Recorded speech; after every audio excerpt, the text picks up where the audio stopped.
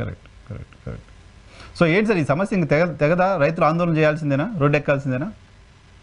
Sir నేను అనుకోవటం ఈ 35,000 ఎకరాలు తీసుకున్నటువంటి 28,000 మంది రైతులు ఎవరైతే ఉన్నారో వీళ్ళకి యుద్ధ ప్రాతిపాదికన రీకాన్స్టిట్యూటెడ్ ఫ్లాట్స్ విత్ డెవలప్మెంట్ తోటి వాళ్ళకి sanitation, road facility, lighting facility తోటి ఇవ్వాలి.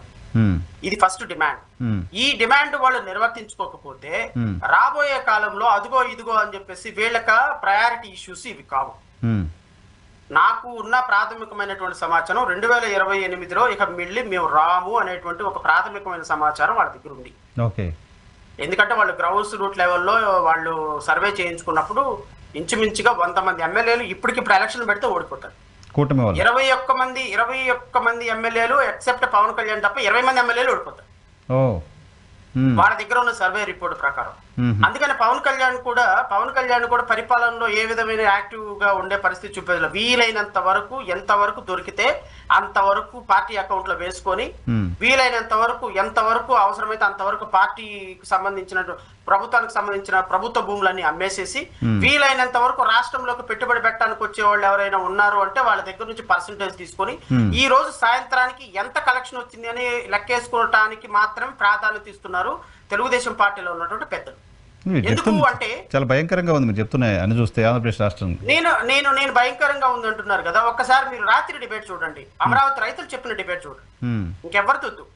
అమరావతి రైతులు సాయంత్రానికి సిఆర్డిఏ అధికారులు గోతాల్లో డబ్బులు వేసుకుని వెళ్ళిపోతున్నారండి, మేము ఏం సమాధానం చెప్పాలి, ఎవరికి చెప్పుకోవాలి మా బాధను అంటున్నారు వాళ్ళు. ప్రభుత్వానికి అమరావతి కంటే ప్రయారిటీ ఐటమే లేదు కదా. 5 ఏళ్ళు ప్రభుత్వ పార్టీ నడిచిన తీరు చూసినా, ఎలక్షన్లో అమరావతి రైతుల గురించి మాట్లాడింది చూసినా అంతకంటే ప్రయారిటీ ఉండకూడదు కదా సార్. నేను అదే సార్, ఇప్పుడు వీళ్ళు పోలీస్ ఆఫీసర్స్ పోస్టింగ్ లో డబ్బులు, ఆంధ్రప్రదేశ్ డెవలప్మెంట్ యాక్టివిటీస్ లో డబ్బులు, ఇప్పుడు మీరు గత 17 నెలల్లో అంటే 17 నెలల్లో ఒక సంవత్సరం కనీసం allotment of land to any company was not done. Last 4 months లో జరిగిన allotment 40,000 acres. 40,000 government land was given to different companies. అంటే ఈ 2 months లో జరిగింది. అంటే లాస్ట్ 6 months లో మీరు తీసుకుంటే అప్రాక్సిమేట్ గా 54,000 రమారాం subject to correction 54,000 acres of government lands were alienated by for a cost to cost. ఇప్పుడు నరసింహారావు గారు వచ్చి ఇదిగో సార్ నేను ఒక టీవీ పెడుతున్నాను విజయవాడలో, నాకు ఒక 10 ఎకరాలు కావాలి. ఎంత ఎకరం మీరు అంత ఇస్తారు సార్? 10 ఎకరాలు 10 లక్షలు, ఒక్కొక్క ఎకరం 1 కోటి రూపాయలు. సో 10 కోట్ల రూపాయల స్థలానికి కానీ 10 లక్షల రూపాయలు, 10 లక్షల రూపాయలు ఇచ్చే సేల్ డీడ్ రాసిస్తాం. నీకు 10 కోట్ల బెనిఫిట్ ఇస్తుంది కాబట్టి ఒక 2 crores ట్రాన్స్ఫర్ చేసేమా.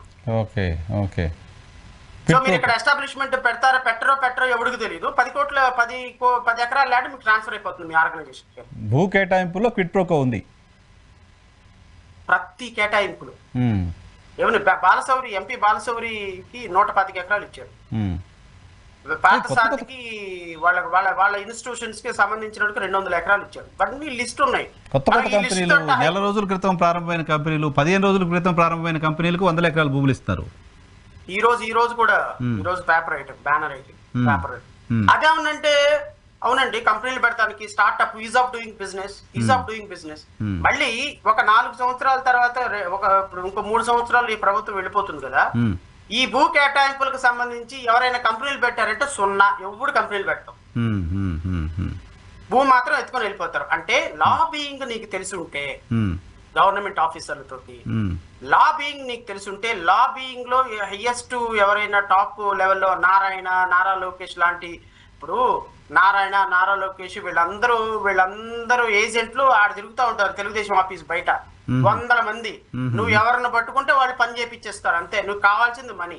సో వాళ్ళు వీలైనంత వరకు మనీని ఎంత వరకు అయితే సెక్యూర్ చేసుకొని 2029లో ఈ రాష్ట్రంలోకి మళ్ళీ అధికారంలోకి రామలేమో అని ప్రాథమికమైన అంచనా వచ్చారు వాళ్ళు. అందుకోసమనే అమరావతి రైతుల సమస్యల్ని సీరియస్ గా అడ్రస్ చేయబడడానికి ఇది ఒక కారణం.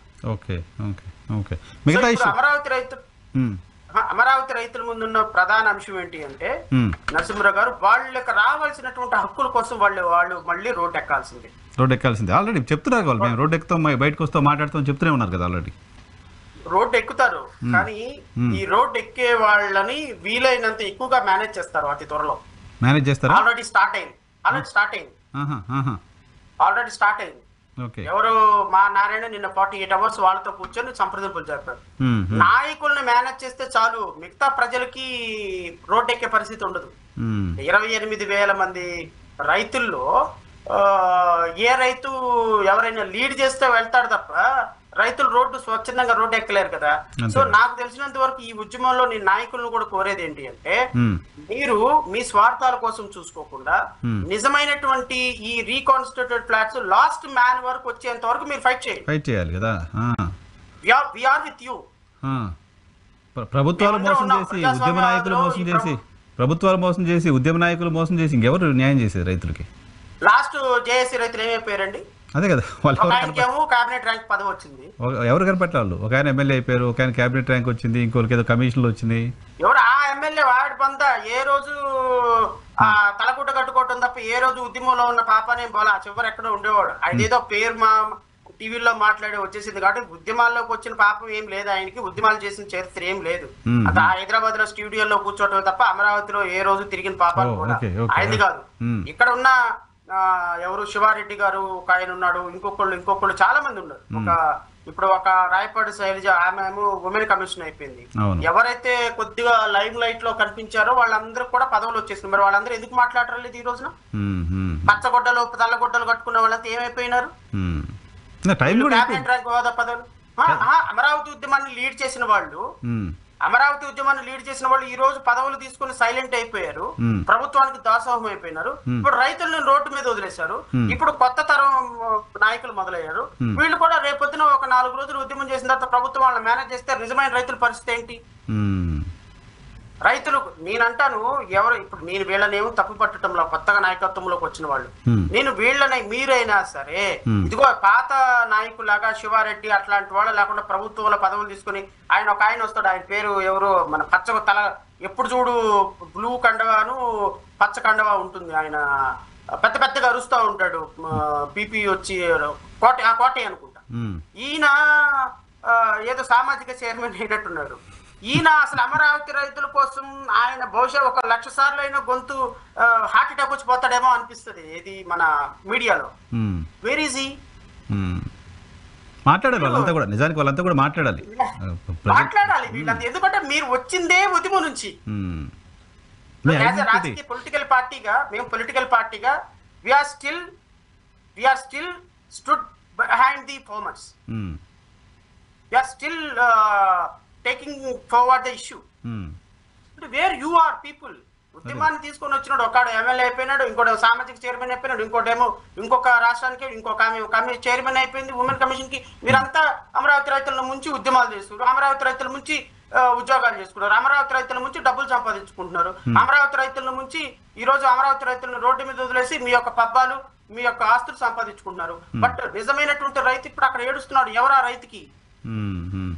రాష్ట్ర ప్రభుత్వం పట్టించుకోవట్లా, నారా లోకేష్ పట్టించుకోవటంలా, పవన్ కళ్యాణ్ పట్టించుకోవట్లా, నారాయణ పట్టించుకోవటంలా, పనిచేసినటువంటి మోసినటువంటి నాయకులందరేమో వాళ్ళని రోడ్డు మీద వదిలేశారు. ఇప్పుడు కొత్తగా వచ్చే నాయకులు ఎంతవరకు వీళ్ళని తీసుకెళ్తారో తెలియదు. ఇప్పుడు అమరావతి రైతులకు రావాల్సినటువంటి హక్కులు 2014 నుంచి పెండింగ్ లో ఉంటే మాట్లాడేవాడెవడు, పోరాడేవాడెవడు, రైతుల పరిస్థితి ఏంటి అని అడిగే ప్రశ్నలకి ఆన్సర్ దొరకాలి. డెఫినెట్ గా దొరకాలి.